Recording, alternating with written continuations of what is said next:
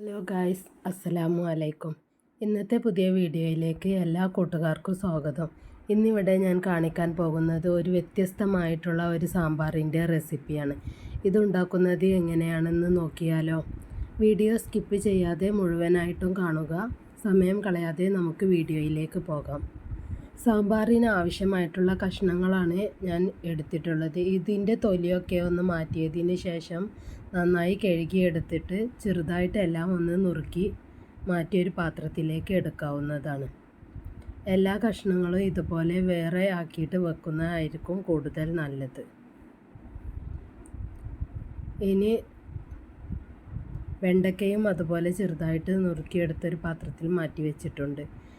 ഇനി കുക്കറിൽ വെച്ചിട്ട് തന്നെ ഈ സാമ്പാർ ഉണ്ടാക്കാൻ നോക്കുക.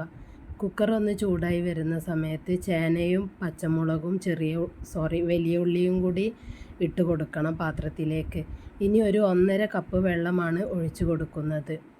പിന്നെ 1.5 കപ്പ് വെള്ളം ഒഴിച്ചു കൊടുത്തതിന് ശേഷം ഒരു ചെറിയ ടേബിൾ സ്പൂണിന് 1 ടേബിൾ സ്പൂൺ നിറയെ മഞ്ഞൾപ്പൊടിയും ഒരു വലിയ ടേബിൾ സ്പൂണിന് 1 ടേബിൾ സ്പൂൺ നിറയെ മുളക് പൊടിയും ഒരു വലിയ ടേബിൾ സ്പൂണിന് 2 ടേബിൾ സ്പൂൺ നിറയെ മല്ലിപ്പൊടിയുമാണ് ചേർത്ത് കൊടുക്കുന്നത്.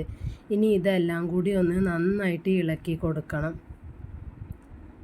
കുക്കറിൽ തന്നെ ഈ സാമ്പാർ ഉണ്ടാക്കാൻ പ്രത്യേകം ശ്രദ്ധിക്കണം. കാരണം ഇത് പിസലടിപ്പിച്ച് വേവിച്ചെടുക്കാനുണ്ട്, അതുകൊണ്ടാണ് പറയുന്നത്. എന്നിട്ട് ഒരു പിസലടിപ്പിച്ചിട്ട് ആദ്യം വേവിച്ചെടുക്കണം. അതിനുശേഷം പിന്നെ കുക്കറിൻ്റെ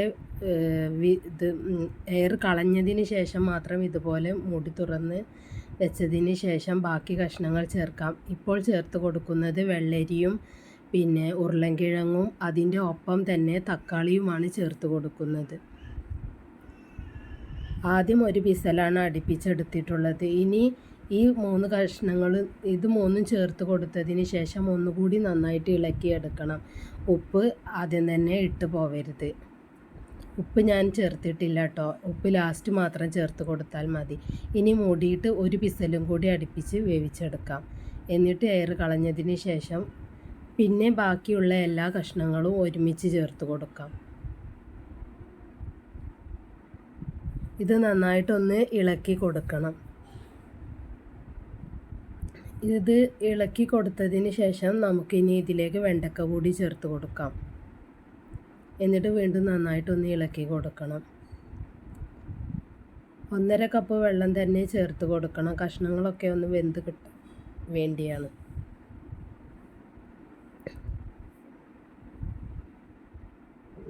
ഇനി ഈ കഷ്ണങ്ങൾ മൂടി വെച്ചിട്ട് ഒരു 2 പിസലും കൂടി അടുപ്പിച്ചെടുക്കണം. മൊത്തം 4 പിസലാണ് അടുപ്പിച്ച് എടുക്കേണ്ടത്. ആദ്യം 1, പിന്നെ 1, പിന്നെ ഇപ്പോൾ 2 വിസൽ, അങ്ങനെ 4 വിസലാണ്. ഇപ്പോൾ എയറെല്ലാം കളഞ്ഞതിന് ശേഷം തുറന്നെടുത്തതാണ്. ഇപ്പോൾ കഷ്ണങ്ങളൊക്കെ നന്നായിട്ട് വെന്ത് വന്നിട്ടുണ്ട്. ഇനി ഈ സമയത്ത് മാത്രമാണ് നമുക്ക് ഇതിലേക്ക് ഉപ്പ് ചേർത്ത് കൊടുക്കേണ്ടത്. ഉപ്പ് പാകത്തിന് ചേർത്ത് കൊടുക്കാം. എന്നിട്ട് വീണ്ടും നന്നായിട്ടൊന്ന് ഇളക്കി കൊടുക്കണം.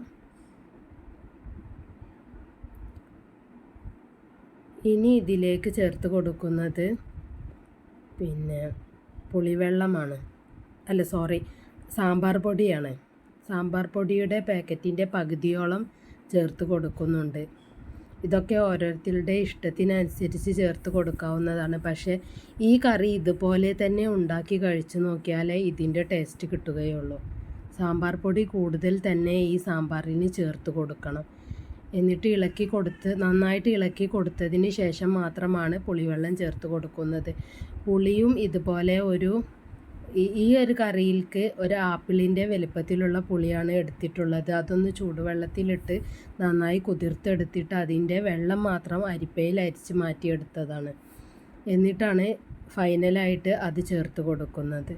ഇനി ഇതുപോലെ നന്നായിട്ടൊന്ന് ഇളക്കിയെടുക്കണം. നമ്മുടെ സാമ്പാർ കഷ്ണങ്ങളെല്ലാം വെന്തതാണ്. എങ്കിലും ഈ പുളിയും ഉപ്പും അതേപോലെ തന്നെ സാമ്പാറിൻ്റെ പൊടി ഇട്ടില്ലേ, അതും കൂടി ഒന്ന് നന്നായിട്ട് ഈ കഷ്ണങ്ങളിൽ പിടിച്ച് കിട്ടാൻ വേണ്ടി നന്നായിട്ടൊന്ന് മൂടി തുറന്ന് വെച്ചിട്ട് തന്നെ ഒന്ന് നന്നായിട്ട് തിളപ്പിച്ചെടുക്കണം.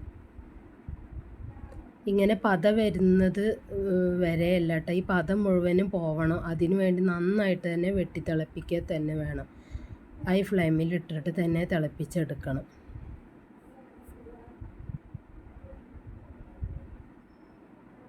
ഇപ്പോൾ കറി സെറ്റായി വന്നിട്ടുണ്ട്. ഇനി ഇളക്കിയതിന് ശേഷം തീ ഓഫ് ചെയ്ത് മാറ്റി വെക്കാവുന്നതാണ്.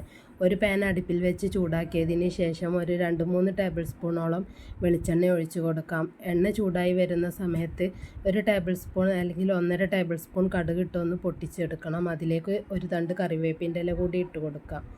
പിന്നെ ഇതിലൊരു 5 വറ്റൽമുളകും കൂടി ഞാൻ പൊട്ടിച്ചിട്ടിട്ടുണ്ട്. അത് വീഡിയോയിൽ നിന്ന് സ്കിപ്പായതാണ്, സോറി. ഇനി നമുക്ക് ഇത് കറിയിലേക്ക് ഒഴിച്ച് കൊടുക്കാവുന്നതാണ്.